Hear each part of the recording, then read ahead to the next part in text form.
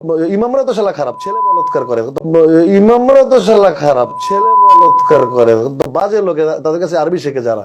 এই সমাজে এগুলো ঘৃণিত অভাব আছে। টুপি একটা দিয়ে ইমাম হয়ে 5 ওয়াক্ত মসজিদে নামাজ পড়াও। ফার্স্ট অফ অল তুমি একটা বাঞ্চত, তুমি একটা মাদারচোদ। মাদারের বাচ্চা। আর ওকে গালি দিলাম কিন্তু তোমরা হয়তো বুঝতে পেরেছো।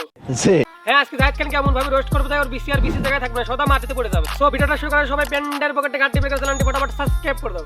ইমামরা তো শালা খারাপ, ছেলে বলৎকার করে। বাজে লোকে, তাদের কাছে আরবি শেখে যারা। এই সমাজে এগুলো ঘৃণিত অভাব আছে। টুপি একটা দিয়ে ইমাম হয়ে 5 ওয়াক্ত মসজিদে নামাজ পড়াও। তোর কপালে জুতার বাড়ি হারামি। আরে বোকা যদি ইমান না, তোরা কি করছে যে ইমানদের গালি দিস? আবার সে নাকি বলতেছে এটা এডিট করা হয়েছে। এগুলাকে যে এডিট করছে, মানে ভাই কি তুই পাবলিককে ভোটাই পাইছিস? তোরা এই ধরনের বিসি খাবারের কথা বিশ্বাস করবে? আমি বিশ্বাস করি না। মানে ভাই একবার ভাবেন, যে ইমাম সাহেব না হলে কারোর বিয়ে সম্পূর্ণ হয় না, যে ইমাম সাহেব না থাকলে মৃত্যুর পরে জানাজা করানোর লোক হয় না। তুই কিনা সেই ইমামদেরকে গালি দিচ্ছিস। ইমামদেরকে গালি দেওয়ার মাধ্যমে সে স্বয়ং আল্লাহ রসুলকেও গালি দিয়েছে। আর ইমামদেরকে গালি দেওয়া মানে আল্লাহর রাসূলকে গালি দিয়ে, কারণ আল্লাহর রাসূল একজন ছিলেন ইমাম। বাজে লোকে, তাদের কাছে আরবি শেখে যারা। এই সমাজে এগুলো ঘৃণিত অভাব আছে।